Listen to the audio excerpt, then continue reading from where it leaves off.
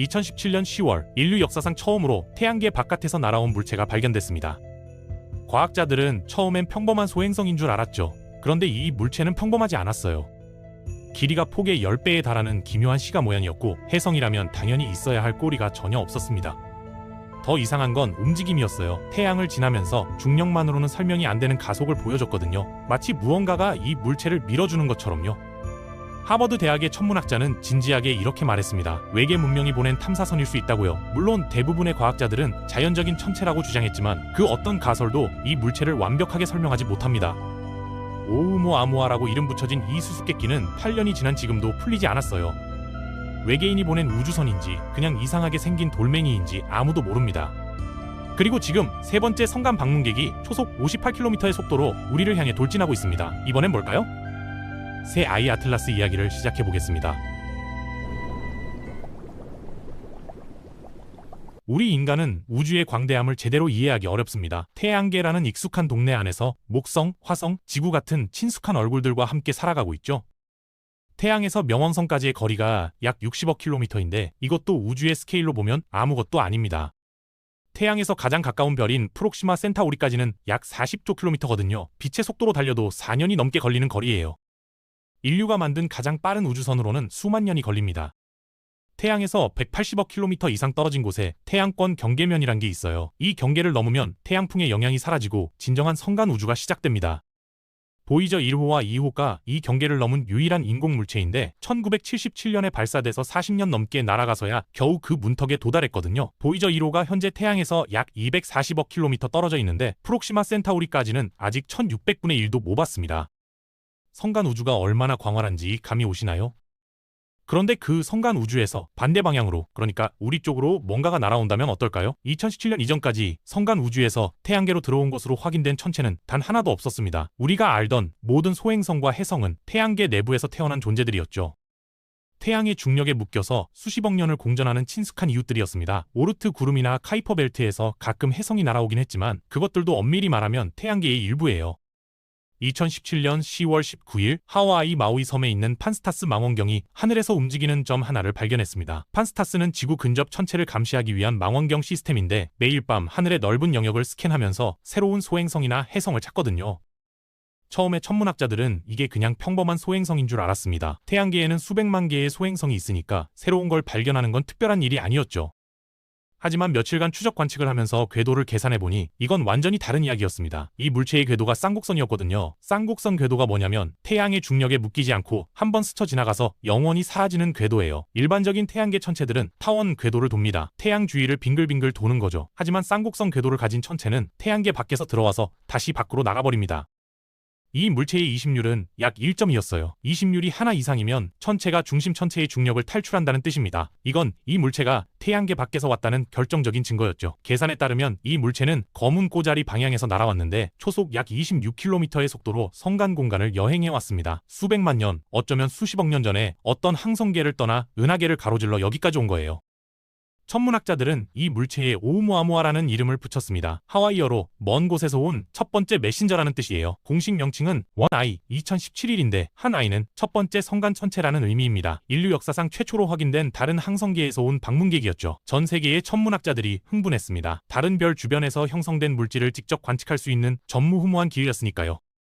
그런데 오우무아무아는 이름만큼이나 신비로웠습니다. 관측 데이터를 분석할수록 이상한 점들이 드러났거든요. 일단 모양부터 기묘했어요. 오우무아무아는 자전하면서 밝기가 크게 변했는데 이건 길쭉한 모양이라는 걸 의미합니다. 분석 결과 길이가 약 400m, 폭이 약 40m로 추정됐어요. 길이가 폭의 10배에 달하는 극단적인 시가 모양이었죠. 자연적으로 이런 모양이 만들어질 수 있을까요?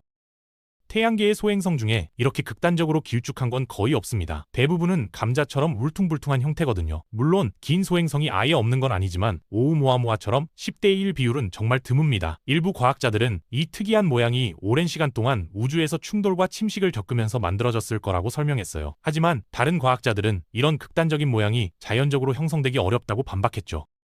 더 이상한 건 꼬리가 없다는 거였습니다. 오우무아무아는 태양에 꽤 가까이 접근했어요. 근일점, 그러니까 태양에 가장 가까운 지점에서의 거리가 약 0.25천 문단위였는데 이건 수성 궤도 안쪽입니다. 이 정도로 태양에 가까워지면 대부분의 혜성은 표면에 얼음이 증발하면서 가스와 먼지에 꼬리가 생겨요. 성간 공간에서 온 천체라면 더더욱 그래야 합니다. 급저온의 우주에서 수백만 년을 보냈다면 표면에 얼음이 가득해야 하거든요.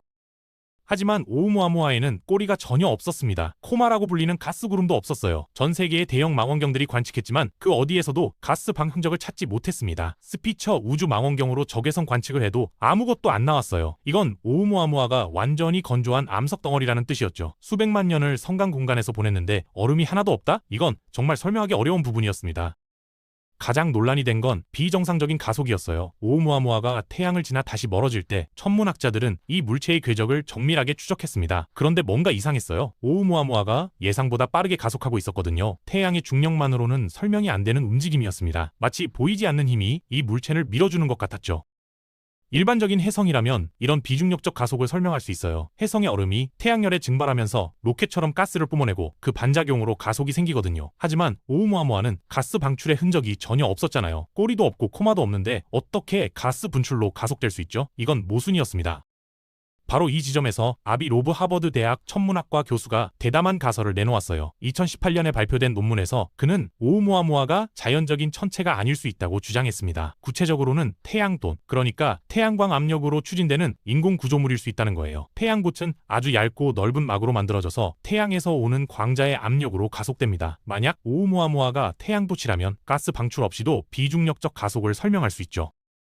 로브 교수의 가설은 전 세계적으로 엄청난 논란을 일으켰습니다. 주류 천문학계는 대부분 이 가설에 회의적이었어요. 외계 문명의 존재를 가정하는 건 과학적으로 너무 큰 도약이라는 거죠. 칼 세이건이 말했듯이 특별한 주장에는 특별한 증거가 필요합니다. 하지만 로브 교수는 굽히지 않았어요. 그는 오umuam우아의 모든 특성, 그러니까 극단적인 모양, 꼬리의 부재, 비정상적인 가속을 종합하면 인공 구조물 가설이 자연 천체 가설보다 더 잘 맞는다고 주장했습니다.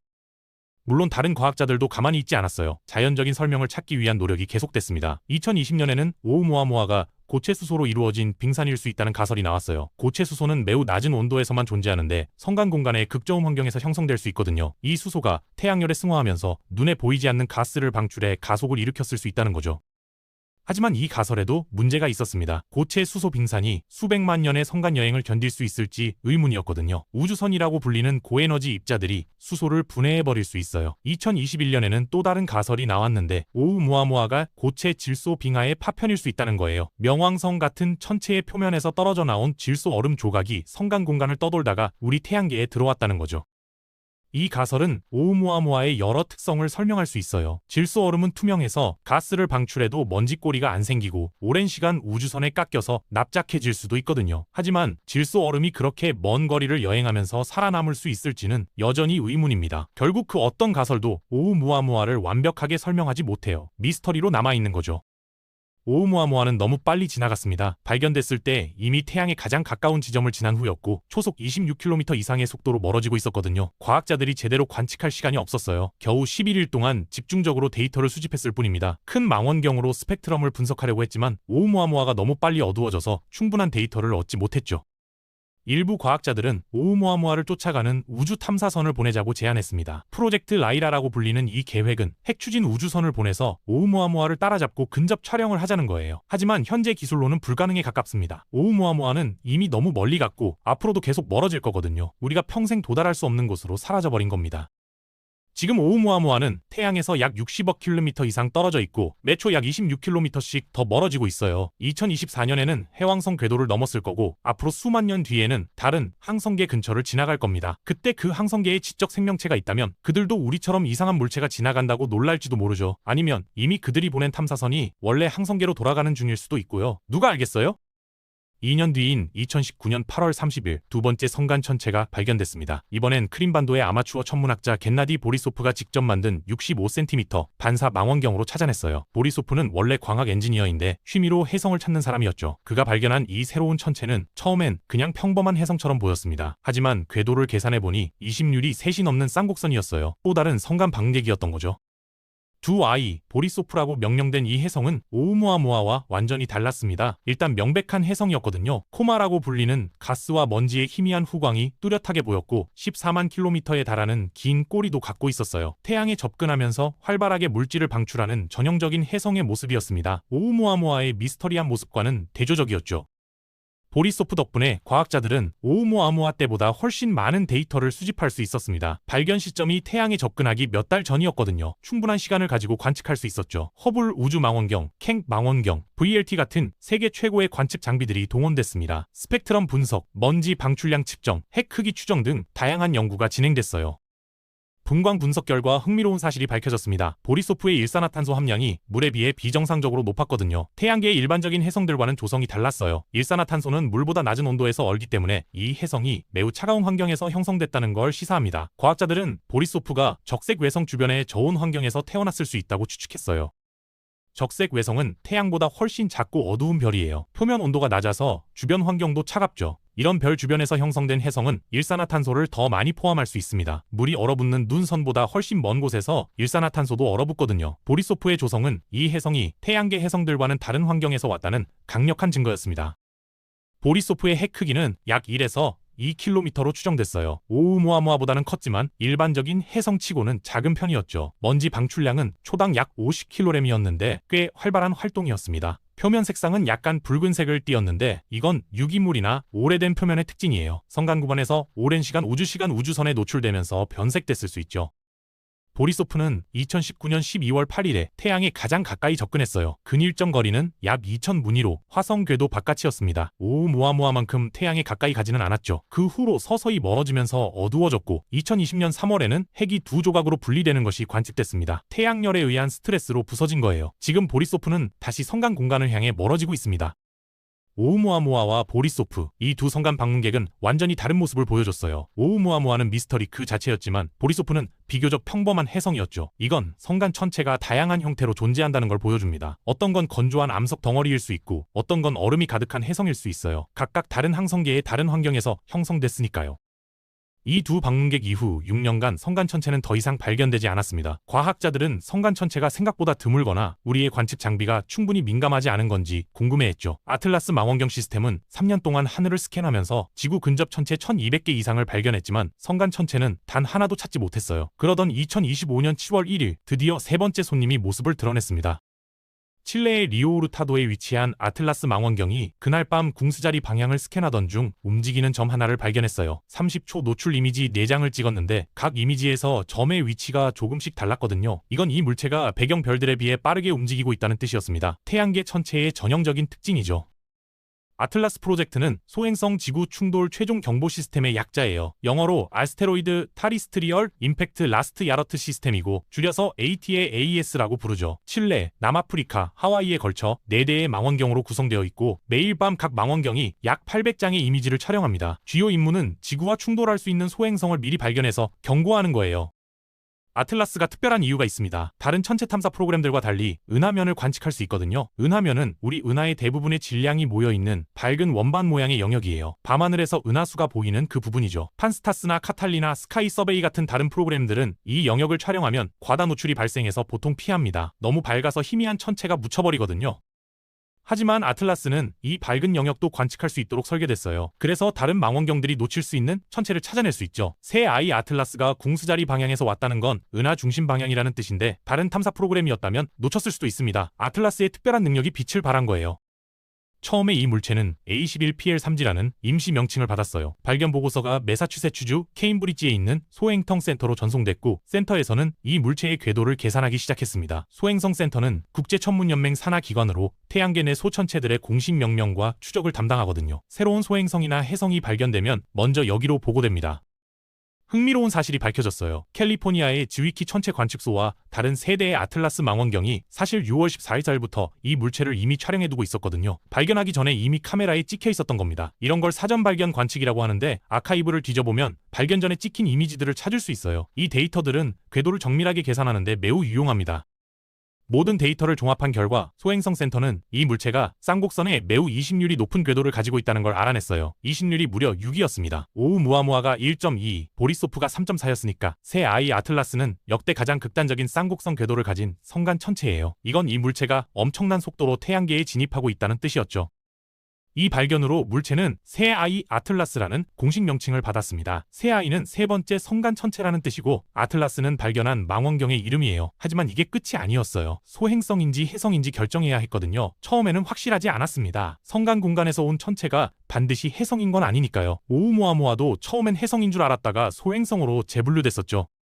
여러 망원경의 데이터를 합쳐본 결과 새아이 아틀라스에 코마가 있다는 게 밝혀졌어요. 코마는 혜성의 핵 주변에 형성되는 가스와 먼지의 희미한 구름이에요. 태양 복사에 노출된 얼된 얼음이 승화하면서 생기는 거죠. 이건 소행성에는 없는 혜성만의 특징입니다. 그래서 새아이 아틀라스는 C번 2인 10N1이라는 혜성 명칭도 받게 됐어요. C는 혜성을 의미하고 2025N1은 2025년 10월 상반월에 발견된 첫 번째 혜성이라는 뜻이죠. 오umu아무아와 달리 새아이 아틀라스는 확실한 혜성입니다. 코마가 있고 얼음이 있고 활동하고 있어요. 이건 과학자들에게 좋은 소식이에요. 오umu아무아는 꼬리가 없어서 조성을 분석하기 어려웠거든요. 하지만 새아이 아틀라스는 가스를 방출하고 있으니까 스펙트럼 분석으로 어떤 물질로 이루어져 있는지 알아낼 수 있습니다. 새아이 아틀라스가 왜 그렇게 특별한지 숫자로 살펴볼까요? 일단 속도부터 경이롭습니다. 현재 초속 58km로 접근하고 있어요. 이게 얼마나 빠른 건지 감이 안 오시죠? 초속 58km면 시속으로 환산하면 약 2촉 1800km입니다. 서울에서 부산까지 약 325km인데 5.6초면 도착해요. 지구에서 달까지는 약 38만 km인데 1시간 50분이면 갈 수 있는 속도죠. 오umu아무아는 초속 26km, 보리소프는 초속 32km였어요. 새아이 아틀라스는 오umu아무아보다 2배 이상 빠른 겁니다. 역대 가장 빠른 성간 천체죠. 이렇게 빠른 속도는 극단적인 쌍곡선 궤도 때문일 거예요. 이심률이 높을수록 천체가 태양에 접근할 때 더 빠르게 가속됩니다. 태양의 중력에 낚이듯이 끌려오다가 휙 스쳐 지나가는 거죠.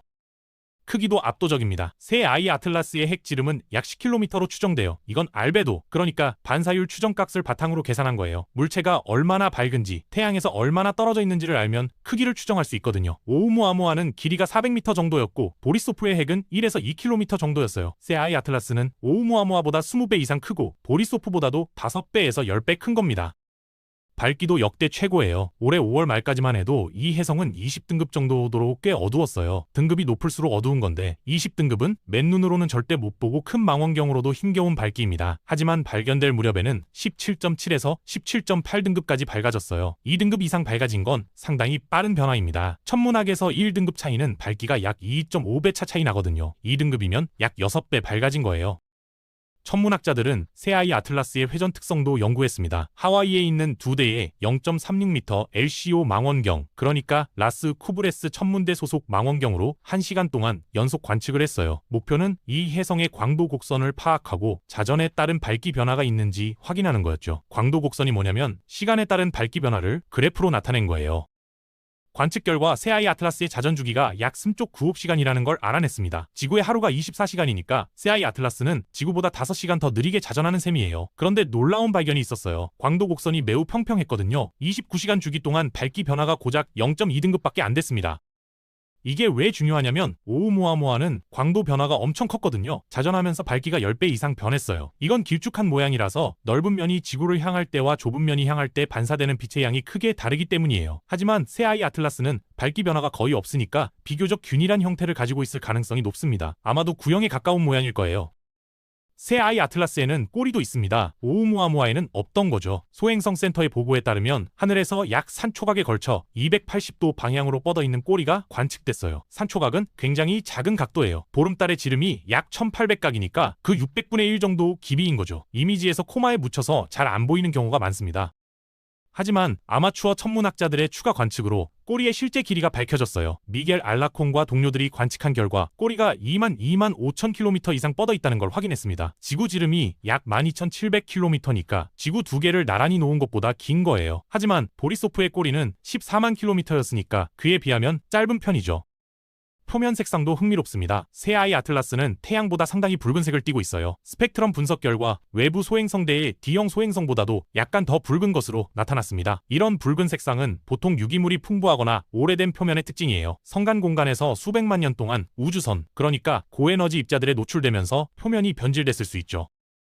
오umu아무아와 보리소프도 붉은색을 띠었어요. 이건 성간 천체들의 공통적인 특징일 수 있습니다. 성간 공간의 극한 환경이 표면을 변화시키는 거죠. 다만 새아이 아틀라스는 활동 중이기 때문에 반사광의 일부는 핵이 아니라 코마에서 나올 거예요. 코마의 먼지 입자들도 빛을 반사하니까요. 보리소프 관측 때도 코마의 반사가 핵의 신호를 압도하는 현상이 있었거든요. 그렇다면 새아이 아틀라스는 어디서 온 걸까요? 현재 궤적을 역추적해보면 궁수자리 방향에서 왔다는 건 알 수 있어요. 궁수자리는 은하 중심이 있는 방향이에요. 하지만 구체적으로 어떤 항성계에서 출발했는지는 알 수 없습니다. 성간 천체는 수백만 년, 어쩌면 수십억 년을 여행하거든요. 그 사이에 은하의 별들은 모두 움직입니다. 태양도 은하 중심을 2억 년 주기로 공전하고 있어요. 만약 새아이 아틀라스가 1억 년 전에 어떤 항성계를 떠났다면 그 별은 지금 은하에서 완전히 다른 위치에 있을 거예요. 출발점을 정확히 찾기란 거의 불가능합니다. 다만 조성을 분석하면 어떤 환경에서 형성됐는지 추측할 수 있어요. 보리소프의 경우 일산화탄소 함량이 높아서 차가운 적색외성 주변에서 형성됐을 거라고 추측했잖아요. 새아이 아틀라스도 태양에 가열되면서 어떤 가스를 방출하는지 분석하면 단서를 얻을 수 있을 거예요. 만약 보리소프처럼 일산화탄소가 많이 검출되면 비슷하게 차가운 환경에서 왔을 가능성이 높죠. 반대로 물이 주로 검출되면 우리 태양계와 비슷한 환경에서 형성됐을 수도 있어요. 앞으로의 관측이 기대됩니다. 흥미로운 차이점 중 하나는 새아이 아틀라스가 보리소프보다 활동이 덜 활발해 보인다는 거예요. 보리소프는 태양에서 4.5천 문단이 떨어져 있을 때도 이미 강하게 활동하고 있었거든요. 먼지 코마가 하루에 약 1%씩 커지고 있었고 발견 전 약 100일 동안 이미 활동 중이었던 것으로 추정됩니다. 꼬리도 14만 킬로미터나 됐고요. 하지만 새아이 아틀라스의 꼬리는 25,000km로 훨씬 짧아요. 코마도 상대적으로 희미합니다. 왜 그럴까요? 아직 물 얼음 승화를 시작할 만큼 태양에 충분히 가열되지 않았을 수도 있어요. 물 얼음은 태양에서 약 3,000문단위 이내로 들어와야 본격적으로 승화하기 시작하거든요. 하지만 보리소프는 4,5,000문단위에서도 활발했으니까 단순히 거리 문제만은 아닌 것 같습니다. 어쩌면 새아이 아틀라스의 표면 조성이 보리소프와 다를 수 있어요. 휘발성 물질의 종류나 양이 다르거나 표면에 먼지층이 덮여서 얼음이 덜 노출됐을 수도 있죠. 앞으로 태양에 더 가까워지면 활동이 증가할 수도 있고 아니면 계속 조용할 수도 있어요. 10월 30일 근일점 즈음에 어떻게 변하는지 지켜봐야 합니다. 오우무아무아는 아예 활동을 보여주지 않았죠. 코마도 꼬리도 없는 건조한 암석 덩어리처럼 보였어요. 하지만 비중력적 가속은 있었습니다. 이 모순을 설명하기 위해 여러 가설이 나왔는데 최근에는 아주 미세한 수소가스를 방출하고 있었지만 먼지 생성이 너무 적어서 관측에 잡히지 않았을 뿐이라는 설명이 있어요. 수소는 투명하니까 코마를 형성해도 눈에 안 보이거든요. 새아이 아틀라스에는 분명히 코마가 있으니까 오우무아무아와는 다른 종류의 천체예요. 세 개의 성간 천체가 모두 다른 특성을 보여주고 있습니다. 오우무아무아는 건조하고 미스터리하고 보리소프는 활발한 혜성이고 새아이 아틀라스는 그 중간 어딘가인 것 같아요. 이건 성간 천체가 다양한 형태로 존재한다는 걸 보여줍니다.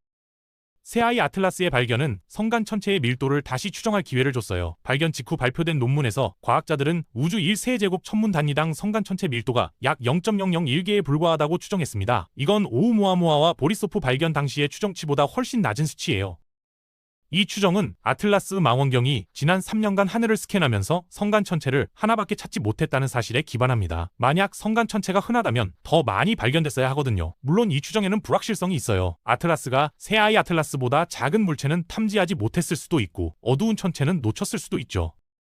성간 천체의 밀도가 낮다는 건 다음 방문객을 만나려면 오래 기다려야 할 수도 있다는 뜻이에요. 오우무아무아부터 새아이 아틀라스까지 8년이 걸렸잖아요. 다음 성간 천체는 또 몇 년을 기다려야 할지 모릅니다. 그래서 새아이 아틀라스를 최대한 자세히 연구하는 게 중요해요. 언제 또 이런 기회가 올지 모르니까요.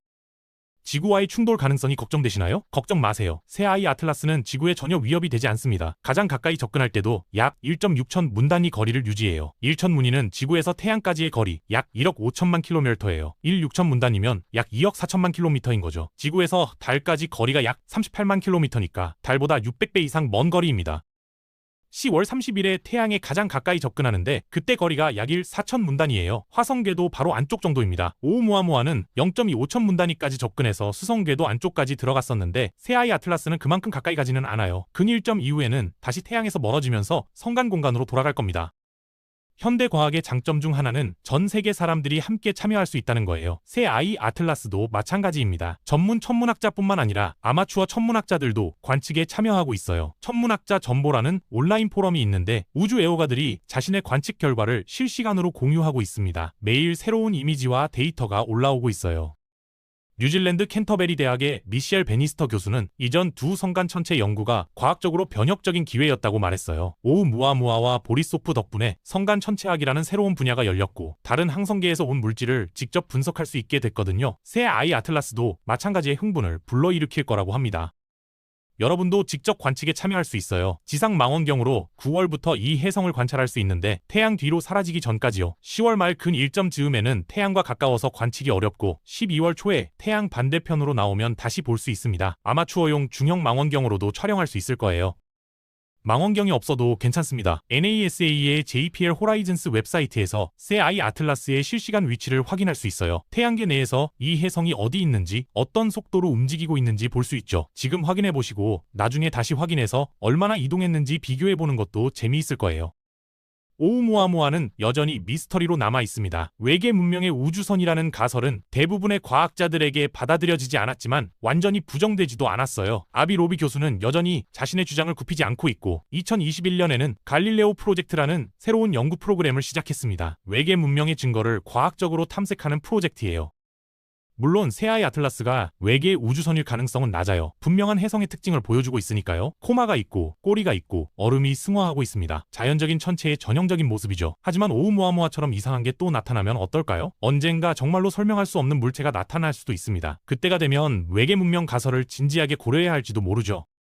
새아이 아틀라스는 우리에게 많은 걸 알려줄 거예요. 다른 항성계에서 어떻게 행성과 해성이 형성되는지, 은하계에 어떤 물질들이 떠돌고 있는지, 성간 공간의 환경이 천체에 어떤 영향을 미치는지요. 어쩌면 생명의 구성 요소인 유기물이 우주를 어떻게 여행하는지도 알 수 있을지 모릅니다. 판스페르미아 가설, 그러니까 생명의 씨앗이 우주를 떠돌며 행성에서 행성으로 전파된다는 이론을 뒷받침하는 증거가 나올 수도 있어요.